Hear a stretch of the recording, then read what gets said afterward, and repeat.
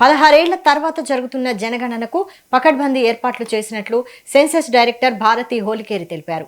అన్ని సర్వేలకు census mother వంటిదని, public లో awareness తో సక్సెస్ అవుతోందన్నారు.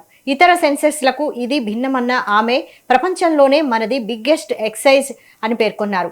సెన్సెక్స్ చేసే అధికారం కేంద్ర ప్రభుత్వానికి మాత్రమే ఉందన్నారు.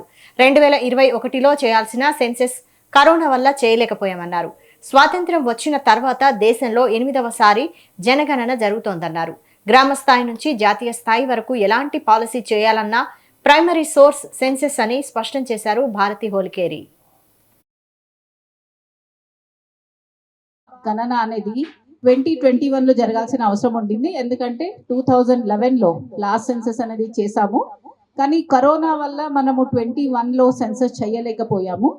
ఇప్పుడు 16 సంవత్సరం తర్వాత అంటే 2027 సెన్సస్ అనేది జరగబోతుంది. సో ఏమైందంటే చాలా మందికి అవగాహన లేదు.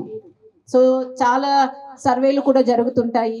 ప్రతి ఒక్క డిపార్ట్మెంట్ అనొచ్చు, లేదా కేంద్ర ప్రభుత్వం అనండి, లేదా రాష్ట్ర ప్రభుత్వం అనండి, ఇవన్నీ కూడా వివిధ సర్వేలు చేస్తూనే ఉంటాయి. సో ఆ సర్వేలకి అలాగే మనము చేస్తున్న జనాభా గణనకి చాలా డిఫరెన్స్ ఉంటుంది. ఎందుకంటే మనము దీన్ని ఏమంటామంటే మదర్ ఆఫ్ ఆల్ సర్వేస్ అని పిలుస్తాము. సో సెన్సస్ ని మదర్ ఆఫ్ ఆల్ సర్వేస్ అని పిలుస్తాము. అంటే దీనికి ఉన్న ఒక ప్రాముఖ్యత అనేది అలాంటిది. అలాగే మనము సెన్సస్ ని ఎలా ఉండాలి అంటే అద్దంలాగా ఉండాలి అని చెప్తాము. It is like a mirror అంటాము. మిర్రర్ అంటే ఏంటి?